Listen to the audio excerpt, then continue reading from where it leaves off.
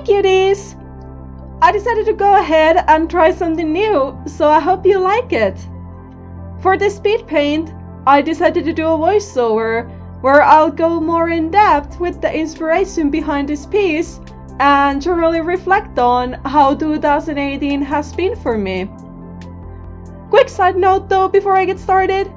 This video was supposed to be released at the end of 2018, but unfortunately that didn't happen.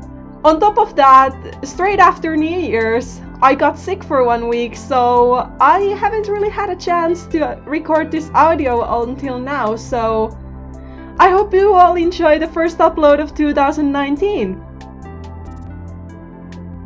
To start things off, this image is inspired by a song called Solo by Clean Bandit featuring Demi Lovato. More specifically, the pre-chorus. What I really like about the song is that how the melody is so upbeat and happy, yet it works as a perfect facade to the depressing lyrics. While the lyrics aren't literally depressing, they still contrast the feel of the song. By the melody, the song gives an "I'm getting over you" kind of feel, but instead it decides to touch upon the feeling of regret or sadness that something didn't work out. I find that very interesting combination, and I can very easily relate to it. That's why I decided to draw something for it. The picture itself is a drawing of Mint as an intro, floating in this empty, colorful space. I sketched the drawing traditionally on a train trip when I was returning from AnimeCon 2018 back to my family's place for the rest of July. The space that Mint is in is supposed to be a sort of a middle ground between logic and emotions. When I was drawing this, I was stuck in this feeling of I feel empty and really damaged inside, but I still keep going somehow. There were many reasons why I felt that way, and I will get into it a bit later. But regarding this image, I wanted to have a way to release some of those negative emotions, or at least illustrate what I was going through. The transparent fabric pieces that are surrounding Mint's arms and legs are supposed to be a visual representation of how the negativity I had at the time is sweeping into the depths of my brain. This negative emotion could be very easily fought off, but since they're soothing presence, they are bringing this kind of comfort that you know you shouldn't accept, but there comes a point where you're just too tired to fight it off for any longer, so you just let it stay. That being said, this drawing reflects quite well how 2018 has been for me. It was a great year for me, production-wise. What I mean with that is I got to do and complete a lot of things this year, and compared to 2017, I was much more productive overall. But while things went well from that aspect, as I hinted before, mentally this year has been super rough on me. Maybe even worse than what I went through between 2010 and 2012. To start things off, after I came back from my exchange in Ireland, I felt very out of place. Generally speaking, my personality is in a perfect fit for Finnish culture that mostly, or stereotypically, consists of introverts who prefer to spend their time independently. Because I'm an extrovert, while well behaved, once I get excited, I can get extremely hyper and a tad bit loud. Don't get me wrong, I love Finland a bit. But while I was in Ireland, for the first time ever I felt like I belonged somewhere. And actually belonged to the majority.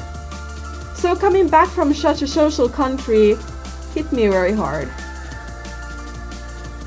It took a while for me to get better from it. But then other things started to pile up on top of that. One of which led me to make a big decision and cut ties with a person I had been friends with for quite a while.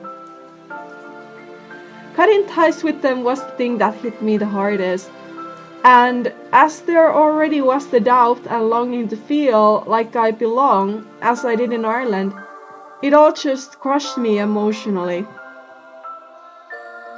My mind became extremely toxic and at its worst, reversed the progress I had with learning self-love.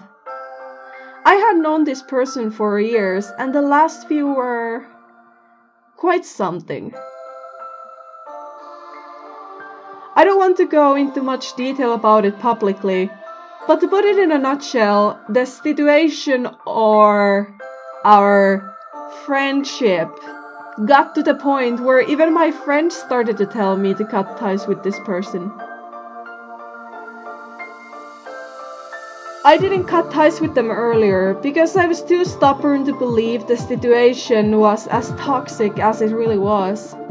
I had invested 3 years in order to recover our friendship, as I knew it could be better than it was. And just giving up on it didn't seem like an option for me. In retrospect, I guess I've learned that it isn't a weakness to cut ties with someone, especially if it means that your well-being will improve after that. But it was hard. All the negativity that I already had at the start of the year started to gather inside my brain, just hit me double as hard once I did cut them out of my life. Looking back at it now, I'm glad I did. But the first 3 to 4 months were just awful. Earlier I mentioned how I was stuck in this I feel empty and really damaged inside, but I somehow still keep going state when I was working on this piece. What I basically mean with that is while I feel hurt inside, I still keep going as I don't like the time to go to waste. It may not be the healthiest coping mechanism for such a feeling when I could take my sweet time and just sit down, listen to some music and just cry my heart out. But being productive helped me feel good, at least about something, it being the artwork, so I won't get overwhelmed by negative emotions. Eventually I decided to try and be a bit more public what was going on with me, so I decided to try and feel better by tweeting positive things that happened to me during the day on Twitter before seeking professional help. Fortunately, those tweets gave me more strength to keep going, and thankfully, people let me talk about this issue when I needed to open up the most. But wait, some of you might be saying, if you were feeling so toxic, why didn't you get help immediately? While I approve every kind of mental health care and have been to psychologists myself, it got really hazy for me to recognize the problem on my own. I knew that everything wasn't right, but my brain kept convincing me that you don't need any help. You can handle this on your own.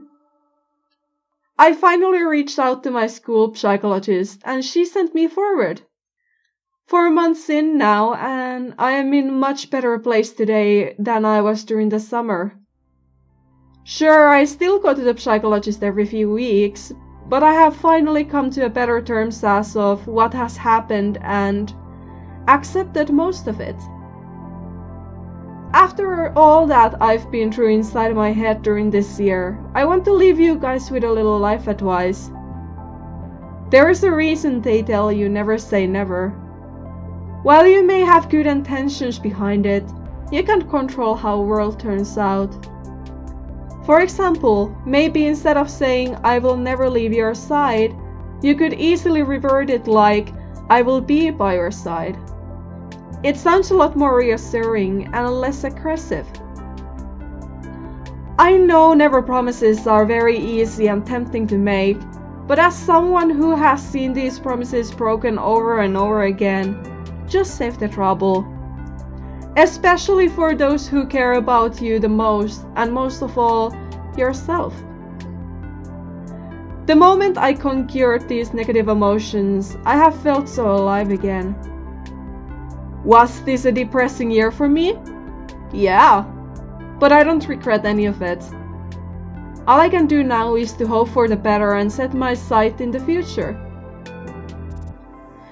That being said, 2018 offered me a lot of good and bad, and now that I've survived through it, I'm looking forward to what 2019 has to offer.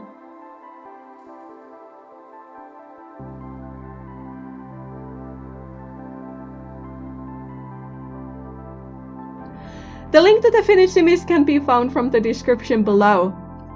Big thank you to Emma from Raining Colors for bearing with my grammar once again. As I said at the start, I hope you like this a bit different speed paint, and I hope you all will have a great 2019.